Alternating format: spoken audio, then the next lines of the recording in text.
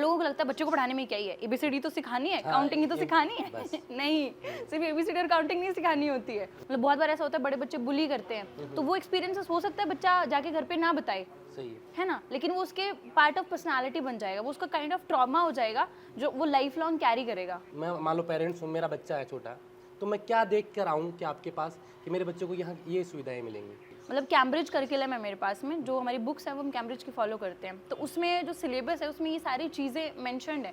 हमारे पास एक अलग से बुक है पेरेंट्स हैंडबुक के नाम से, मतलब हमारे किट का पार्ट है वो, यानी कि पेरेंट्स को वो बुक पढ़नी है कि how to handle their kids. नमस्कार, मैं अजय कुमार, आप देख रहे हैं बोल हिंदुस्तान।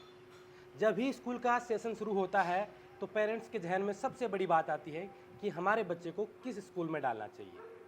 और जब बच्चा छोटा हो तो सबसे ज़्यादा परेशानी ये होती है कि वहाँ बच्चे का अच्छे से ख्याल रखा जाएगा या नहीं रखा जाएगा। ऐसे ही एक स्कूल में हम आए हैं, ईथन बैग फ्री स्कूल, जिसके डायरेक्टर मैम आशा मैम हमारे साथ हैं, और इनसे हम जानने की कोशिश करेंगे कि छोटे बच्चों के लिए बेहतरीन स्कूल में क्या फैसिलिटी होती हैं, क्या सुविधाएं होती हैं और कैसे नींव को मजबूत किया जाता है।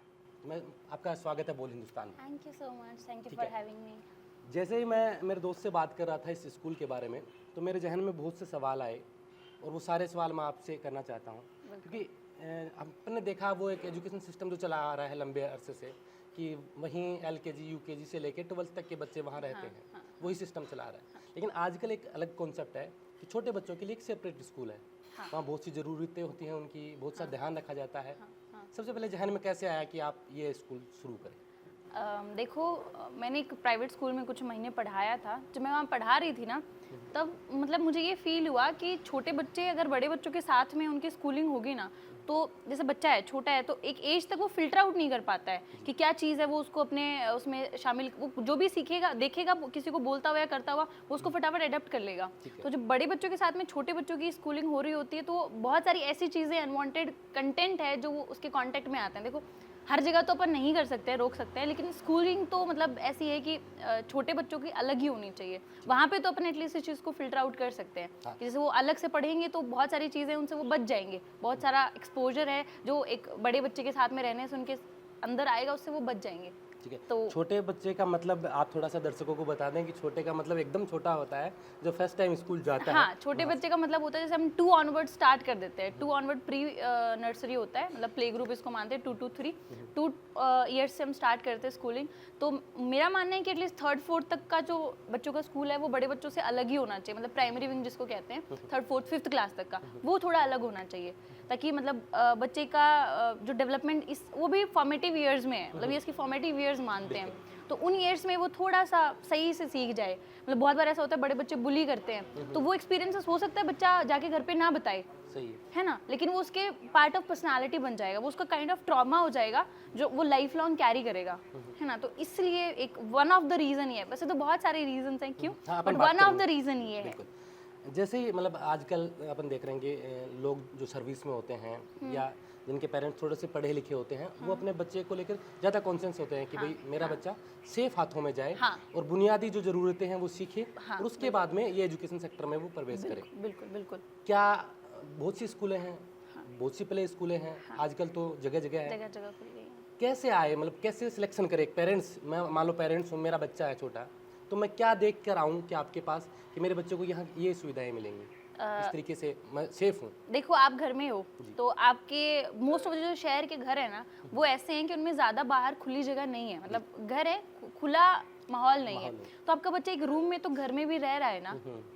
बिल्कुल। तो अगर वो स्कूल भी आप उसको ऐसी स्कूल में डाल दोगे जहाँ पे बस उसको क्लासरूम में बिठा के रखेंगे, तो फिर घर में, स्कूल में, और काइंड ऑफ जेल नहीं हो जाएगा, मतलब ऐसा वो बाहर की दुनिया एक्सप्लोर नहीं कर पाएगी। एक्सप्लोर। अरे देयर इज अ स्टडी जो मतलब मैं भूल गई किसने ये कंडक्ट करी थी, कि जो जेल में रहने वाले कैदी है ना, वो आउटडोर ज़्यादा टाइम स्पेंड करते हैं एज कम्पेयर टू आजकल के बच्चे। मतलब आउटडोर टाइम, नेचर के बीच में उनका टाइम स्पेंड करना बहुत ज़रूरी है, क्योंकि हम इंटरेक्शन से सीखते हैं। मेरे जितने भी इंटरव्यूज़ होते हैं, मैं इस बात पे बहुत ज़्यादा एम्फेसिस करती हूँ कि बच्चे का बाहर नेचर में रहना और भाग दौड़ करके, फिजिकल एक्टिविटी करके खेलना बहुत ज़रूरी है। मतलब वो इंटरेक्शन से ही सीखता है, आप उसको क्लास में बिठा के पेन कॉपी दे के नहीं सिखा सकते हो। न्यूरल वायरिंग बच्चे की इस ब्रेन का जो डेवलपमेंट है ना वो अभी हो रहा है, और वो पेन कॉपी से नहीं होगा। अगर आप उसको ज़बरदस्ती पढ़ाने जैसे ना, मेरे को बहुत लोग जो यहाँ पे आते हैं ना, मेरे स्कूल के बारे में ऑलरेडी थोड़ा बहुत जानते हैं, वह तभी आते हैं। तो मेरे को ऐसे ज़्यादा लोग तो नहीं बोलते हैं, बट एक दो लोग ऐसे हैं जिन्होंने मुझे आज तक ये बोला है कि आप तो सिर्फ खिलाते हो, हाँ, सिर्फ खिला रहे हो, खिलाने के लिए स्कूल थोड़ी भेज रहे हैं। कई पेरेंट्स को ये पता भी नहीं है कि ये स्कूल किस लिए कॉन्सेप्ट बना क्या है, है, कॉन्सेप्ट क्या है। कॉन्सेप्ट क्या है, there is a scientific approach कि बच्चे को कैसे पढ़ाया जाना चाहिए। मोस्ट ऑफ द लोग जो स्कूल चला रहे हैं, जैसे बड़े इसमें तो शायद इतना ना मैटर करे, लेकिन छोटे बच्चों के स्कूल में बहुत मैटर करता है कि आप उनके ब्रेन को समझो। मतलब उनके बहुत सारी बार होता है आपका बच्चा अचानक से बहुत क्रैंकी हो गया, वो एक दूसरे को मार रहे हैं, नॉर्मली वो बच्चा वैसा नहीं था, तो उसके उस बिहेवियर को समझने के लिए आपको उसके पीछे के रीजंस पता होने चाहिए, और एक सिंगल रीजन नहीं होता, एक चेन ऑफ रीजंस होते हैं। तो ये पूरी एक साइंटिफिक अप्रोच होती है कि कैसे उसको पढ़ाना है। तो वो आप तभी कर सकते हो जब आपने उसको खुद पढ़ा हुआ हो। आपने खुद उसके बारे में पढ़ाई नहीं और आप स्कूल चला रहे हो, तो आप ऑफ कोर्स वही करोगे कि हाँ भाई ट्रेडिशनल। और लोगों को लगता है बच्चों को पढ़ाने में क्या ही है, एबीसीडी तो सिखानी है, काउंटिंग ही तो सिखानी है। नहीं, सिर्फ एबीसीडी और काउंटिंग नहीं सिखानी होती है, मतलब उसको उसका पूरा फॉर्मेटिव ईयर्स इसीलिए बोलते हैं, उसका बेस है, उसका फाउंडेशन है वो। मतलब वो एज एन एडल्ट कैसा होगा ये उसके ये वाले ईयर्स डिसाइड करेंगे। मतलब कैम्ब्रिज करिकुलम है मेरे पास में, जो हमारी बुक्स हैं वो हम कैम्ब्रिज की फॉलो करते हैं, तो उसमें जो सिलेबस है उसमें ये सारी चीज़ें मेंशन्ड है। हमारे पास एक अलग से बुक है पेरेंट्स हैंडबुक के नाम से, मतलब हमारे किट का पार्ट है वो, यानी कि पेरेंट्स को वो बुक पढ़नी है कि how to handle their kids. बिल्कुल, मतलब आपके स्कूल में सिर्फ बच्चे ही नहीं, पेरेंट्स भी पेरेंट्स भी पढ़ाया पढ़ सकते हैं, जाता है। बिल्कुल। हाँ, हाँ, तो अभी आपने ये सेशन कब से स्टार्ट किया है? लास्ट ईयर नवंबर से, मतलब अभी मान लो हमारा फर्स्ट ही सेशन है, बिकॉज नवंबर 2023 में ही हमने स्टार्ट किया था। क्या मुश्किलें आती हैं बच्चों में जब आप इनको पढ़ाते हैं, स्टाफ के बीच में कोई? देखो, छोटे बच्चों में सबसे ज़्यादा प्रॉब्लम तो ये है कि उनके सिटिंग नहीं है, मतलब वो बहुत देर तक बैठ नहीं सकते। आप ज़बरदस्ती बिठाओ तो बात अलग है, लेकिन वही बात है कि ज़बरदस्ती बिठाओगे, रूट बिठाओगे तो बच्चे का जो मतलब बच्चा है ना, उसको ट्रॉमा होता है। लोग मानते नहीं ये बात में, उसको ट्रॉमेटिक एक्सपीरियंसेस होते हैं। आप उसको ज़बरदस्ती बिठाओगे, डांटोगे या उसके साथ में रूड होगे ना, तो वो उसको नेगेटिव फील होता है, उसके लिए नेगेटिव इमोशंस है वो, ठीक है। तो ये तो आप बिल्कुल नहीं कर सकते, डांट नहीं सकते, ज़बरदस्ती बिठा नहीं सकते, सिटिंग नहीं होती ज़्यादा, थोड़ी थोड़ी देर बैठ पाते हैं, ठीक है। तो जितनी देर बैठते हैं उतनी देर में उनको पढ़ाना मतलब एक बहुत बड़ा काइंड ऑफ चैलेंज है। मतलब एक प्रॉपर तरीके से पढ़ाने जाओगे तो चैलेंज है, वरना ऐसे बिठा के 20 बच्चों को एक साथ में कॉपी देकर एबीसीडी लिख फॉलो तो चैलेंज नहीं है। लेकिन हाँ, जैसे हमारे तरीके से चलोगे तो इट्स अ ह्यूज चैलेंज। मतलब आप क्लास में जाओगे और देखना, मतलब जो हमारी मैम है नर्सरी वाली, वो कैसे उनको हैंडल करते हैं। एक को उठाओ, एक को बिठाओ, दूसरा उठ जाता है, फिर किसी को सुसु आइए, फिर किसी को पानी पीने जाना है, क्योंकि they are free to move. In my school they are free to move, तो ये इट्स अ ह्यूज चैलेंज। अच्छा, मैं अभी तो एक दिन तो नहीं घूम सकता पूरे दिन, राइट। लेकिन एक दिन का पूरा आप कैसे बच्चे आते हैं, सुबह से मॉर्निंग में कब आते हैं, क्या सेशन में टाइम होता है, उससे लेकर एंड ऑफ डे कब वो वापस जाते हैं, और उस दौरान क्या क्या एक्टिविटी होती है, तो थोड़ा सा आप बताएं। 7 to 8, मतलब 7 बजे से 8 बजे के बीच में आ जाते हैं। मतलब मैक्स टू मैक्स ये है कि 8:30 बजे तक सारे बच्चे आ जाते हैं। आते ही सबसे पहले ब्रेकफास्ट टाइम होता है, तो वो थोड़ी देर खेल के आधा घंटा बाहर यहीं करते हैं। हाँ, ब्रेकफास्ट यहीं करते हैं, आधा घंटा भर यहाँ खेल लेते हैं, उसके बाद में ब्रेकफास्ट करने के लिए हम बिठा देते हैं। तो ब्रेकफास्ट कर लेते हैं, ब्रेकफास्ट करने के बाद में उनके स्टडी आवर्स होते हैं। जैसे नर्सरी वालों का तो कोई फिक्स आवर नहीं है, आई वोंट लाई, उनका कोई पीरियड्स नहीं है कि हाँ भाई इतना ये फर्स्ट पीरियड, सेकंड पीरियड, ऐसा कुछ भी नहीं है। LKG UKG बाकियों के लिए है, तो उनके आवर्स होते हैं। जैसे 50 मिनट का एक आवर हो गया, जिसमें 60 मिनट का 1 घंटा होता है, तो 50 मिनट उनका स्टडी आवर है, 10 मिनट्स उनका ब्रेक है। ठीक है। आफ्टर एवरी 50 मिनट, जैसे बहुत सारे स्कूल्स में ना गेम पीरियड सिर्फ वीक में 2 बार होता है, एवरी डे तो मुझे लगता नहीं कहीं पे भी होता होगा, मतलब जहाँ तक मेरी लिमिटेड नॉलेज कहती है। तो हमारे यहाँ पे ये है कि आफ्टर एवरी 50 मिनट्स आपको एक 10 मिनट्स का ब्रेक मिलेगा खेलने के लिए। उसमें बच्चा फ्रेश हो जाता है, थोड़ा सा खेल लेता है यहाँ वहाँ, उसके बाद हम वापस पढ़ाने के लिए बिठा देते हैं। सेकेंड ऑफ ऑल, मेरी क्लास की स्ट्रेंथ सिर्फ 20 है। उसको रखने का एक रीज़न तो ये है कि हम बच्चे को पर्सनल केयर देना चाहते हैं। मतलब मुझे से कि जितने कम बच्चे होंगे ना, उतना ज़्यादा हम उनके प्रति अटेंटिव हो पाएंगे, उनकी नीड्स उतने ज़्यादा फुलफिल हो पाएंगे, ठीक है। दूसरा ये है कि जैसे एक अगर आप जानते हो तो कार्बन डाइऑक्साइड हम रिलीज करते हैं, ऑक्सीजन इनहेल करके CO2 छोड़ते हैं, तो जितना ज़्यादा बच्चे होंगे उतना ज़्यादा क्लास में CO2 का लेवल होगा, ठीक है। तो क्लासरूम एक तो भाई वेंटिलेशन, भाई ट्राई करते हैं कि वेंटिलेशन प्रॉपर हो, लेकिन जैसे पीछे की साइड में विंडो नहीं हो सकती, किसी का प्लॉट आ गया, तो जितने कम बच्चे होंगे उतना CO2 का लेवल कम होगा। जब CO2 का लेवल क्लासरूम में बढ़ जाता है तो उनका ब्रेन बेसिकली इनएक्टिव हो जाता है, ठीक है। ये दिस साइंटिफिक रीजन है, आप इसको गूगल कर सकते हो। बिल्कुल बिल्कुल, है ना। तो इसलिए मैं भी साइंस से हूं। हाँ, तो प्रॉपर वेंटिलेशन बहुत ज़रूरी है क्लास में, तो इसलिए भी क्लास की स्ट्रेंथ हम 20 ही रखते हैं। अच्छा, हाँ, यानी कि अगर 20 से ज़्यादा हो गया तो फिर आप दूसरा नहीं, हम सेक्शन तो अभी मैं कर ही नहीं रही हूँ, हम एडमिशन ही नहीं लेते। अच्छा, एडमिशन ही नहीं नहीं लेते? लेते। नर्सरी में जैसे हमारे पास अभी 13 बच्चे हो गए हैं, तो 7 सीट्स और हैं, तो वो 7 सीट्स फिल होते हैं, हम एडमिशन नर्सरी क्लास के लिए क्लोज कर देंगे। अच्छा, ये भी है। हाँ, we won't take any more admission. तो वो पढ़ते हैं, 10 मिनट्स खेलते हैं, उसके बाद में मतलब सबका अलग अलग ये है कि ये वाला पीरियड है ये इस क्लास के लिए, इस सब्जेक्ट के लिए, सेकंड पीरियड इस सब्जेक्ट के लिए, वो टीचर्स आपस में कर लेते हैं। उसके बाद उनका लंच होता है 11:30। ठीक है। 11:30 से 12 o'clock तक उनका लंच होता है, फिर वो 12 to 12:30 खेलते हैं, एंड देन 12:30 to 1 उनका एक्टिविटी पीरियड होता है। हम डेली ब्रेन डेवलपमेंट के लिए, क्योंकि मेरे पास जो बच्चे भी ग्रुप है वो उसी एज में है कि उनका ब्रेन अभी डेवलप हो रहा है, तो प्रॉपर जैसे हमारा लेफ्ट ब्रेन होता है, राइट ब्रेन होता है, उसका प्रॉपर कोऑर्डिनेशन हो, प्रॉपर वो डेवलप हो जाए, इक्वली डेवलप हो, उसके लिए बहुत सारी ब्रेन जिम एक्सरसाइजेज होती है, वो हम डेली एक एक्सरसाइज करवाते हैं, डेली करवाते डेली का एक्सरसाइज है। ठीक है, उसके बाद 1 o'clock से 2 o'clock तक वही सेम उनका वापस से रूटीन है पढ़ने का। अभी तो गर्मियाँ हो गई हैं तो थोड़ा सा जैसे बाहर कम खेल पाते हैं। बिल्कुल, हाँ, अंदर जो हाँ, उनके होते हैं अंदर जो चीज़ें हैं बस वही पॉसिबल है। बिल्कुल। उसने अभी बताया कि खाना भी बच्चा यहीं खाता, ब्रेकफास्ट यहीं करता है। हाँ।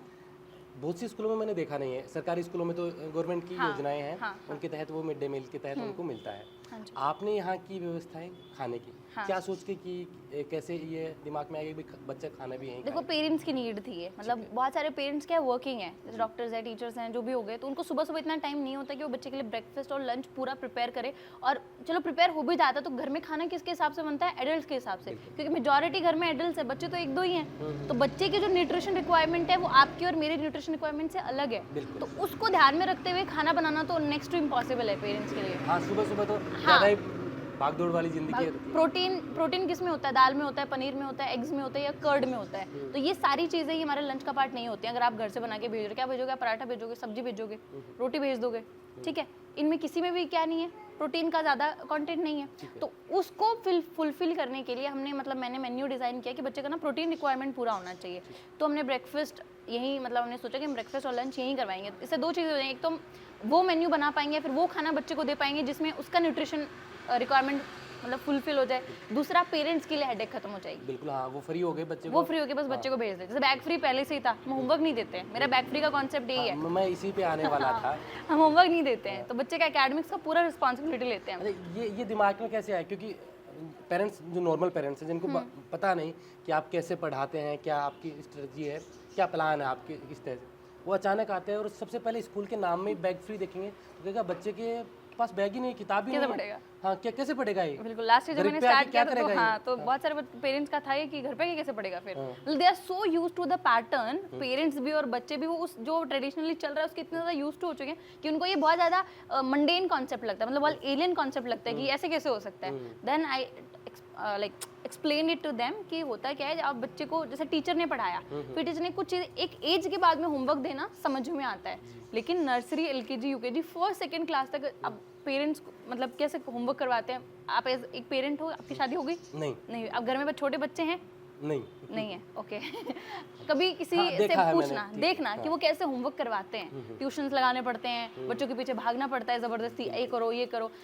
नर्सरी, LKG, UKG वालों को तो होमवर्क यही देते हैं कि एक क्लास मतलब 1 पेज इंग्लिश का अल्फ़ाबेट्स का, एक नंबर्स का और एक हिंदी वाले का खगड़, बस वो 3 पेजेस उनको क्लास में करवा दिए, 3 घर के लिए दे दिए। तो वो पेरेंट्स जानते हैं जो ये बच्चों को अपने को होमवर्क करवाते हैं कि कितना मुश्किल होता है बच्चों को ये चीज़ें करवाना। बिल्कुल, तो होमवर्क नहीं देना चाहिए, मतलब उनके लिए होमवर्क का कोई मतलब नहीं है। हाँ, सही बात है, क्योंकि वो बच्चा वहाँ आराम से सीख रहा है, बस वहाँ सीख लेना बहुत है, और इतना बर्डन नहीं आना चाहिए। एकेडमिकली उसको बर्डन लेने के लिए बहुत एज पड़ी है। और there are studies, there are proofs कि आप 7-8 साल तक के बच्चे को अगर आप बहुत प्रेशराइज करोगे पढ़ने के लिए तो उसका ब्रेन ग्रोथ रिटार्ड होता है। मतलब मैं बार बार पेरेंट्स को ये बात कहती हूँ कि उनको एकेडमिकली पढ़ने के लिए ज़्यादा फोर्स मत करो। मतलब आप ये मत सोचो कि मैं मेरे बच्चे को 3 साल में ही बस ये भी करवा दूँ वो भी करवा दूँ, इससे आप कुछ नहीं करो, आपके बच्चे का लॉस हो रहा है। फिर वो कहते हैं हम तो ठीक है। मैंने कहा आप ठीक इसलिए हो क्योंकि जब आप छोटे थे तो आपको 6-7 साल तक तो स्कूल भी नहीं भेजा गया था। आप और मैं, हम सब 5 या 6 की एज में स्कूल गए हैं। हमें से कोई भी आज से 20 साल पहले या 25 साल पहले स्कूल 2-3 साल की एज में नहीं जाता था। ये चीज़ें अब स्टार्ट हुई हैं।